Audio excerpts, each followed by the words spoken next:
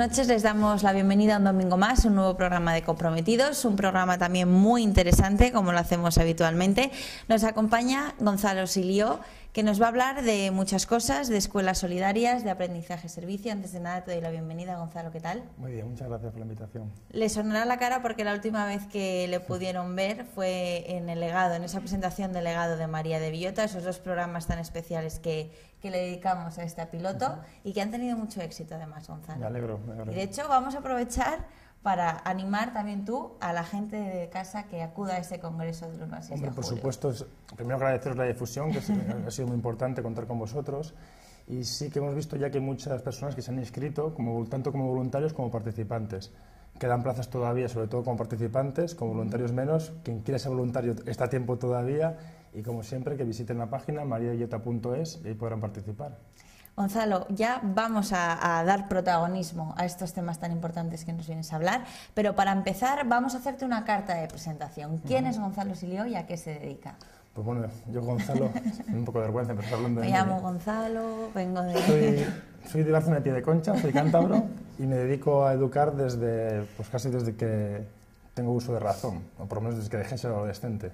He trabajado en diferentes ámbitos, soy psicopedagogo, profesor de educación física y actualmente trabajo en el Colegio Verdemar y trabajo con la Fundación EDES también en Bilbao. Y desde hace unos años, desde que conocí a Rosersvalle en un congreso en Pollo en 2008, pues quedé prendado por el aprendizaje de servicio y hemos hecho muchas actividades en relación a esta metodología educativa, que es lo importante de hoy y de lo que vamos a hablar largo y tendido, espero. Haces mención a Rosersvalle, la vamos a tener en la segunda parte de esta entrevista. Cuando vayamos terminando contigo nos harás una carta de presentación para ella, para darla paso. Pero ahora vamos a seguir contigo, Gonzalo. ¿Qué es APS Cantabria? APS Cantabria es una asociación que surgió hace 3 años en la Universidad de Cantabria, formada prácticamente por estudiantes voluntarios y algún profesor que les apoyamos, y tenía como objetivo difundir, formarnos y valorar el aprendizaje-servicio. Actualmente los integrantes han cambiado un poquitín porque ya los estudiantes afortunadamente son profesores y están buscando su desempeño laboral, y seguimos colaborando con un poco menos de fuelle, pero seguimos colaborando en la difusión y divulgación del aprendizaje-servicio. En este primer trimestre del año se han difundido una serie de datos sobre estudios educativos. ¿Qué nos puedes adelantar de esos informes? Bueno, ha habido varios informes. Y a grosso modo creo que muchos de ellos intentan dar un sesgo a la educación acercándolo más a la vida. Podríamos resumir con esta vieja idea, porque desde 1930 se habla sobre que acercarnos las escuelas a la vida. Es uno de los dogmas de Dewey, por ejemplo. Y sí que el aprendizaje-servicio ofrece una oportunidad para hacer realidad esto. ¿Por qué? Porque el aprendizaje-servicio aproxima los aprendizajes académicos a la realidad cotidiana. Porque una parte fundamental del aprendizaje-servicio es el servicio de la comunidad. ¿Cómo podríamos decir o cómo podríamos aplicar estos resultados de este informe que te digo que son resultados bastante negativos, podríamos decir, que hablaremos un poco más adelante de ellos, pero cómo podríamos aplicarlo a nivel local, a nivel de Cantabria? A nivel local no tengo ninguna repercusión más allá que la media nacional, ¿no? Me parece que es triste que siempre cuando hablamos de educación es para señalar lo negativo, ¿no? Ayer tuvimos la suerte de encontrarnos con casi 50 docentes cántabros que hacen un sobreesfuerzo para formarse con su tiempo personal, para seguir formándose y mejorar en su trabajo. No sé cuántas profesiones también hacen todos esos sobreesfuerzos. Y la verdad que cuando hablamos con ellas vimos que hacen prácticas muy, muy interesantes. Y mira, aprovechando que has hablado antes de María era amiga mía y María fue a verme una vez a una ponencia que dimos en Gijón. Y María me dijo, no entiendo por qué hay gente con tanta pasión como tú por la educación, porque siempre ponéis el énfasis en las partes negativas. Dice, ¿no será mejor hablar de lo positivo y así podemos quitar el énfasis en lo negativo? Y dice, igual hacemos mejor, más bien así. Y desde aquel día, cuando hablo sobre todo en público, cuando haces análisis, obviamente que es el objetivo, ¿no? Pero en público prefiero hablar de lo positivo, porque creo que arrastra mucho más y mejora lo negativo en vez de solo acentuarnos en lo negativo. Actualmente creo que un ejemplo es por qué nos habéis invitado y por qué está aquí Charo con nosotros en Santander, es porque desde Consejería el Fondo Cantabria Coopera han lanzado una red de escuelas solidarias para intentar que la solidaridad y la educación para el desarrollo sean prácticas cotidianas en las escuelas. Y os puedo garantizar, y lo podría hacer cualquiera de estas personas que trabajan allí, que las expectativas han sido superadas por el acogimiento que han tenido los profesores y que demandan más formación y más medios. Con lo cual yo, para resumir, diría que en Cantabria hay unos profesores muy saludables, profesores y profesoras muy saludables y con ganas de hacer mucho más y mejor todavía.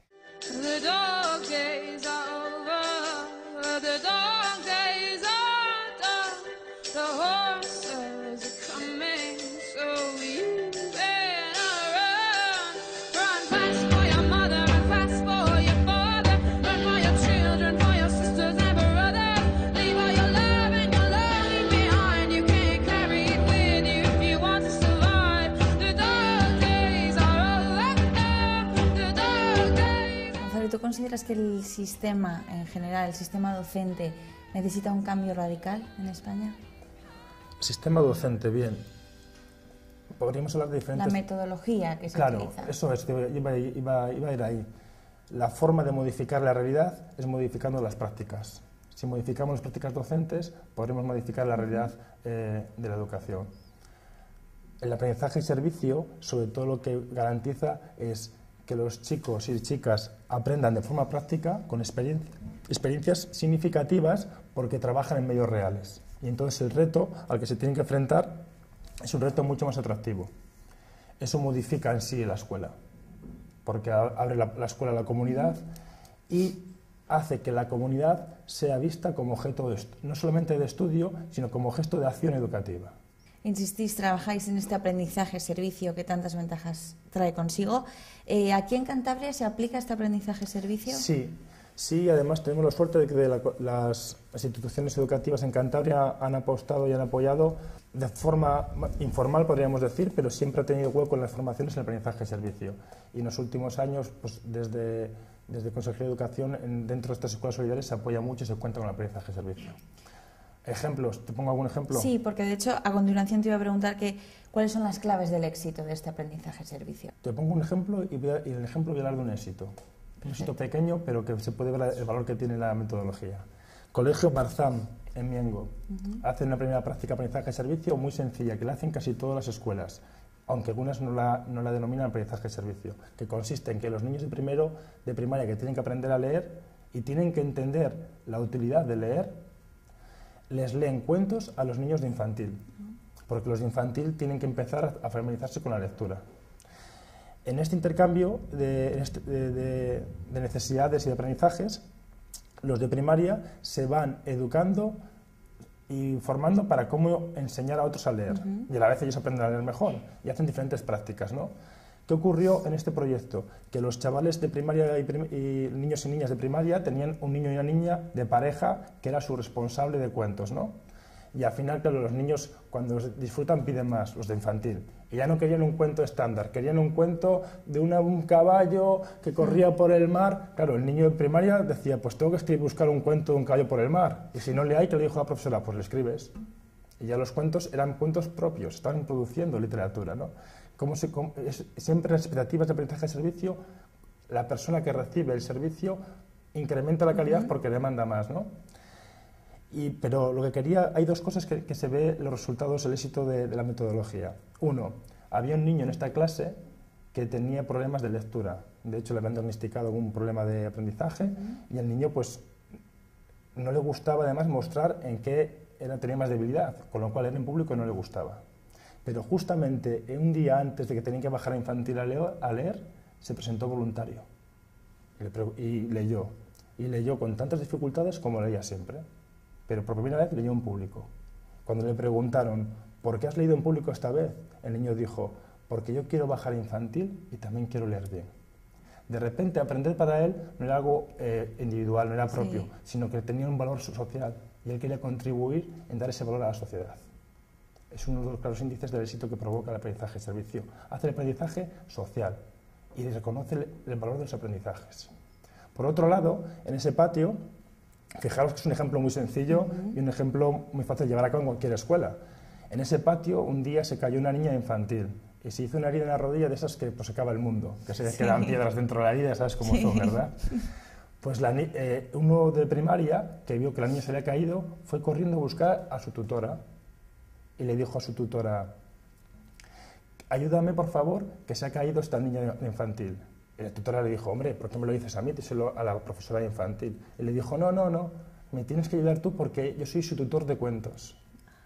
El niño era responsable de la niña. ¿Cómo surge esta responsabilidad? Del contacto, de la interacción que tenían practicando juntos la lectura.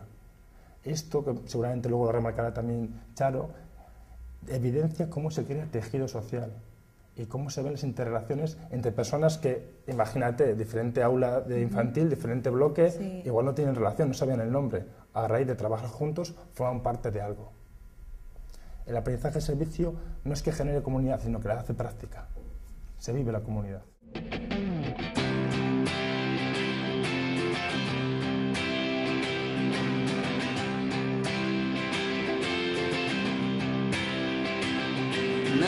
El Colegio de Cantabria, que nos puede estar viendo ahora mismo, sí, ¿cómo se puede poner en práctica este aprendizaje de servicio? Mira, ayer no lo dije, me quedé con ganas de decirlo en la charla de Charo, porque Charo, cuando explicó los proyectos, que explicó proyectos de todo el mundo, siempre ponía nombres y apellidos. Decía la persona o el profesor o la persona de una entidad social que dio el paso adelante para provocar el proyecto, y luego cómo se sumaron diferentes instituciones. Pero el aprendizaje de servicio tiene nombre y apellidos. Es alguien que tiene una intencionalidad o responsabilidad educativa y que quiere que sus alumnos aprendan más y mejor, pero que a la vez mejoren y contribuyan en algo en la mejora social. Ahí se empieza. Y a partir de ahí, al principio con un pequeño sobreesfuerzo, a partir de ahí se obtienen los beneficios de la metodología. Además, beneficios en los que obviamente el alumnado juega un papel básico y fundamental. Entonces, podríamos decir que en muchas escuelas estamos acostumbrados a ese estudio de memoria, al memorizar por memorizar, y aquí estamos viendo que esto tiene unos beneficios magníficos. Se ha medido, ayer también surgió en el debate posterior a la charla, hay diferentes investigaciones en diferentes países sobre los resultados del aprendizaje de servicio. Todos coinciden solamente en una cosa, en que mejoran los aprendizajes académicos. Hay más rendimiento escolar con el aprendizaje de servicio. Luego cada uno tiene diferentes rasgos que han encontrado, pero todos coinciden en eso. Los protagonistas, que son y deben ser los adolescentes o los niños. Si no hay protagonismo de los educandos en el aprendizaje de servicio, pierde su sentido. Ellos tienen que ser protagonistas. Y por eso los proyectos siempre se modifican un poquitín en función de su protagonismo. Me acuerdo una vez, no me acuerdo si fue en Argentina, donde fue una profesora que no conocía aprendizaje de servicio, vio a unos protagonistas hablar del proyecto y ella dijo: yo quiero para mis alumnos que vivan eso. ¿Y la sociedad en general, Gonzalo, que jugamos algún papel en esto, aunque ya no estemos en contacto, que ya no estamos en el colegio, no somos docentes? ¿Jugamos algún papel en esto? ¿Podemos colaborar de alguna manera? Hombre, siempre el aprendizaje de servicio tiene otra ventaja añadida a los centros. Al trabajar mediante esta metodología abres las puertas a la comunidad. Al hacer un buen servicio a la comunidad, te pones en valor en la comunidad. Y siempre se reconoce la labor de los docentes y de los protagonistas, de los alumnos. Esto pasó en Potes y tiene una pequeña práctica de aprendizaje de servicio que consistió, lo trabajaron en religión y conocimiento del medio, para estudiar el románico y la simbología del románico y demás. Y el objetivo final fue estudiar todas las iglesias de Potes y con ello organizaron una especie de exposición. Bueno, pues todas las abuelas, madres, personas de la iglesia y demás de Potes acudieron al colegio, que hacía que no entraban en un colegio 40 años. Y se quedaron sorprendidas de cómo había cambiado un colegio y se quedaron sorprendidas de lo bien que trabajaban los alumnos y la escuela. Ahí es el papel que juega la comunidad, que aporta el aprendizaje de servicio al centro de la comunidad, le pone en valor. Y también a los profesores, que siempre estamos muchas veces en el disparadero, con las cosas, hablando de los beneficios que tenemos, y pocas veces se habla bien de nosotros porque no se conoce lo que hacemos, porque se queda en el aula, muchas veces.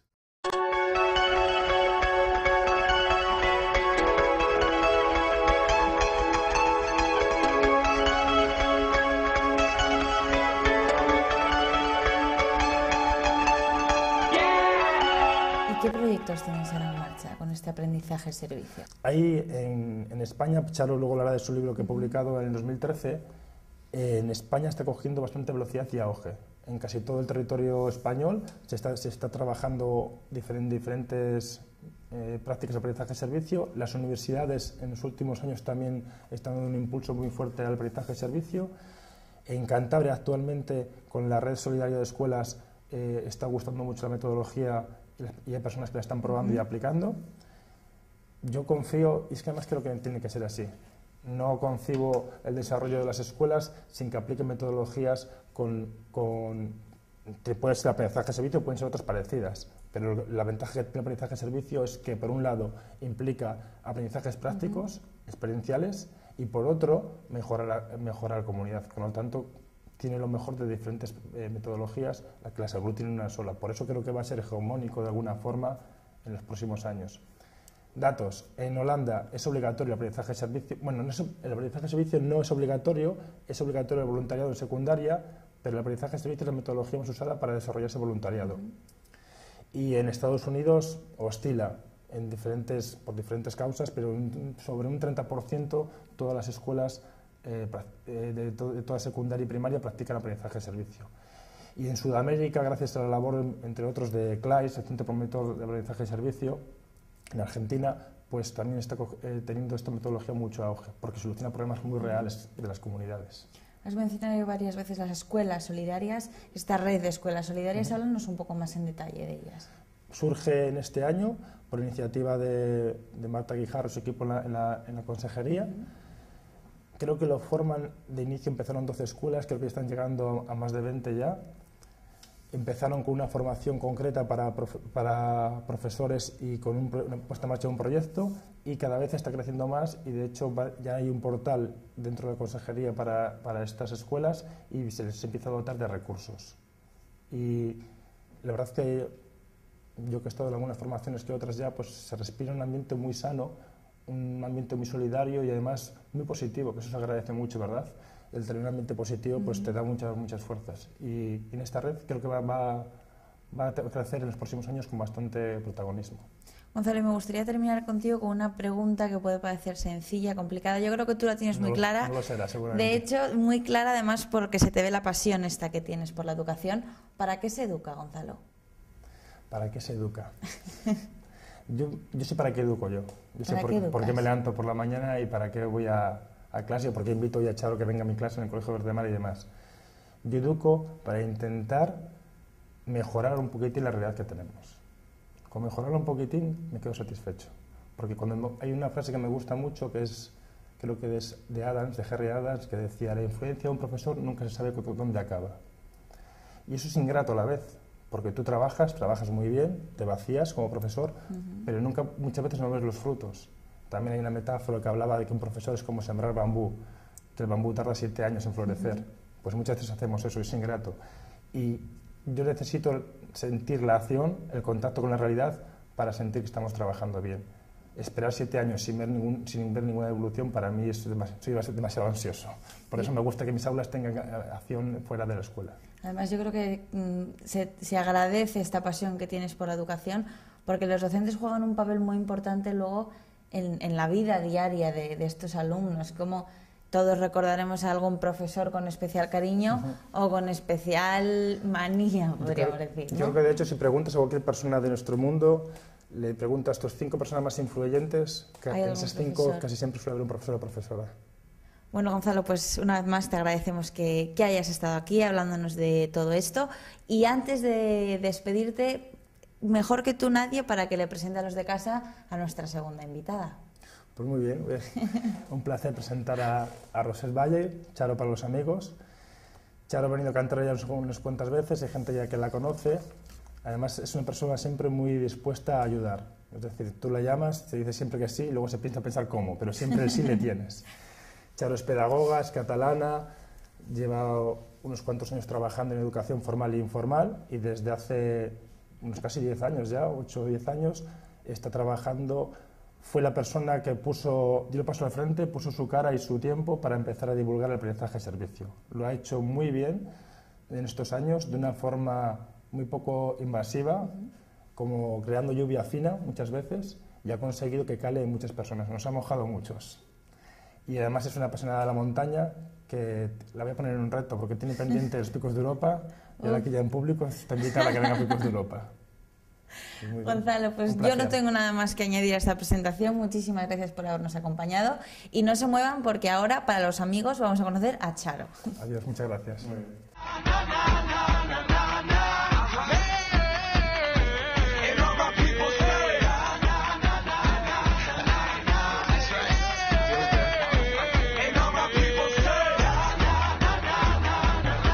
Continuamos con este programa de Comprometidos. Como nos comentaba hace unos minutos Gonzalo, ya nos ha hecho la carta de presentación de nuestra segunda invitada, Roser Batlle. En 2008 fuiste elegida para difundir becada, podríamos decir, para difundir este aprendizaje-servicio. 2008 a 2011, ¿cómo han sido estos años? Han sido estupendos, porque me he dedicado a viajar mucho por todas las Españas, son muchas y muy diferentes. Y la verdad es que no había viaje que no volviera a casa con una sobredosis de optimismo, de ver la cantidad de proyectos interesantes, maestros, maestras, con una energía increíble, con pilas alcalinas. Yo volvía siempre entusiasmada con lo que estaba viendo y de alguna manera renovando el compromiso en esta divulgación. Y como consecuencia de tu trabajo a día de hoy, 2014, ¿hasta qué punto consideras que es conocido este aprendizaje-servicio en España? Bueno, yo creo que empieza a ser bastante conocido. En parte porque para el profesorado no representa una cosa absolutamente nueva y sofisticada, sino que enlaza con cosas que alguna vez ya hicieron, alguna vez ya se pusieron un poco y le da consistencia. Es muy difícil encontrar en el país una escuela, una universidad, un instituto que nunca haya hecho ninguna acción solidaria. Lo que pasa es que muchas veces no la han hecho metiéndola dentro del contenido académico, que es la gracia del aprendizaje-servicio.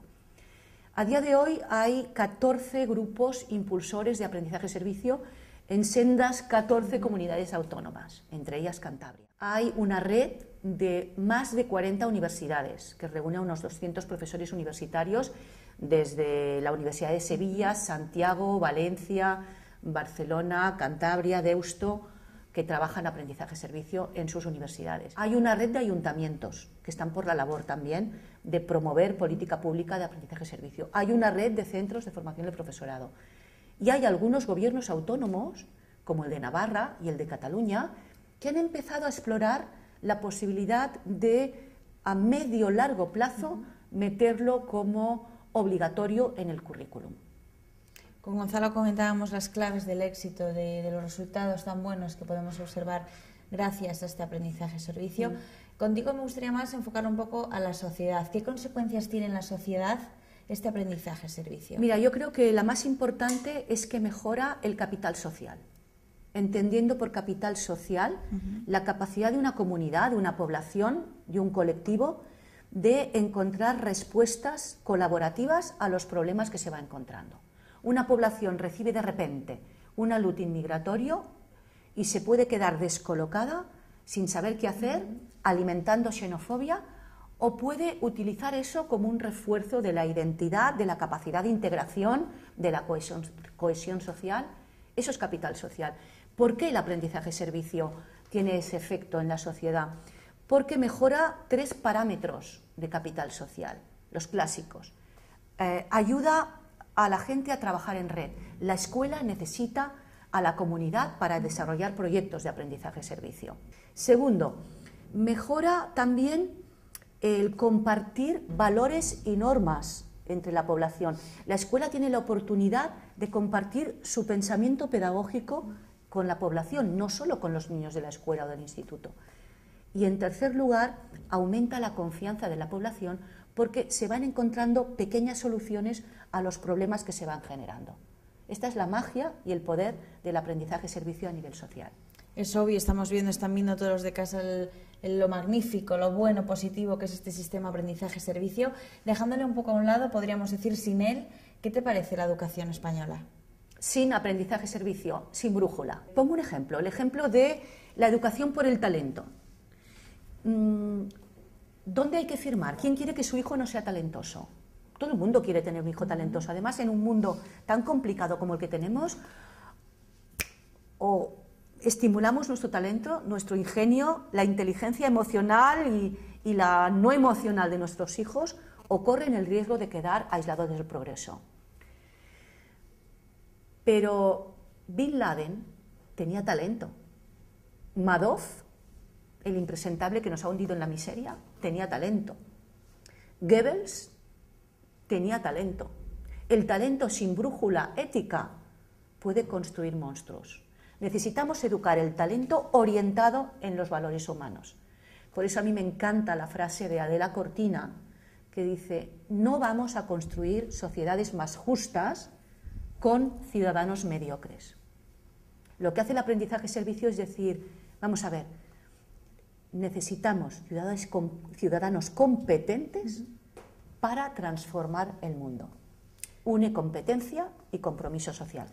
Charo, de hecho en tu libro, El aprendizaje-servicio en España, entre otras cosas señalas que estamos en una encrucijada social y educativa. ¿Por qué? Pues porque todavía estamos descolocados por los cambios que produce el mundo a muchos niveles. A ver, tenemos el tiempo justo, pero me gustaría solamente hablar de uno. Yo creo que una de las cosas que se ha hecho pedazos ha sido el imaginario de proceso de evolución de las personas. Había una época para estudiar, que corría pues toda la educación obligatoria, desde que entrabas en la escuela hasta que acababas y decidías, pues no sé, voy a entrar en una universidad o voy a incorporarme ya al mundo del trabajo. Bien, eso era una etapa de tu vida. Otra etapa de tu vida era cuando decidías realmente qué querías hacer. Tenías 20 años y querías pues dedicarte a... querías ser peluquero, o querías ser arquitecta, o querías ser lo que quieras, ¿no? Ahí decides y ya te estás orientando. Hay otra etapa en que asientas tu vida y desarrollas ese proyecto. Y hay otra etapa en que te jubilas y haces balance de tu vida. ¿Se acabó? Se acabó. Este camino lineal que nos trazaron nuestros padres y que nos dijeron, chico, chica, por ahí tienes que ir, se acabó. Hay personas que se reinventan a los 50 años. Hay chicos que tienen que cambiar de estudios porque se dan cuenta que su vocación es una, pero la sociedad demanda otra cosa. Muchas de las cosas que antes funcionaban y nos daban seguridad se han roto en pedazos. En medio de estos pedazos, que aparecen como una selva, puede parecer que la única manera de tirar adelante es la ley del más fuerte. Y ahí es donde nosotros necesitamos recomponer el tejido social, recomponernos como personas para orientar no solamente qué persona queremos ser, sino qué mundo queremos. También señalas que este aprendizaje de servicio, además de ser una herramienta didáctica tan positiva, responde a una pregunta importante, y es ¿cuál es este fin último de la educación? Yo creo que el fin último de la educación es formar ciudadanos competentes, capaces de transformar el mundo. Hay que unir ambos anhelos en uno solo. Muchísimas gracias, Charo. Gracias a ti. A todos ustedes ya han visto el gran aprendizaje que hemos tenido hoy. Muchísimas gracias por habernos acompañado. Les esperamos la semana que viene en un nuevo programa de Comprometidos. Como una barca de papel que cuando se moja se hunde, como una manzana que al morder la cabeza me confunde, como una veleta que se mueve y que el viento no obedece. Me gusta como eres, como una balanza que mide el tiempo.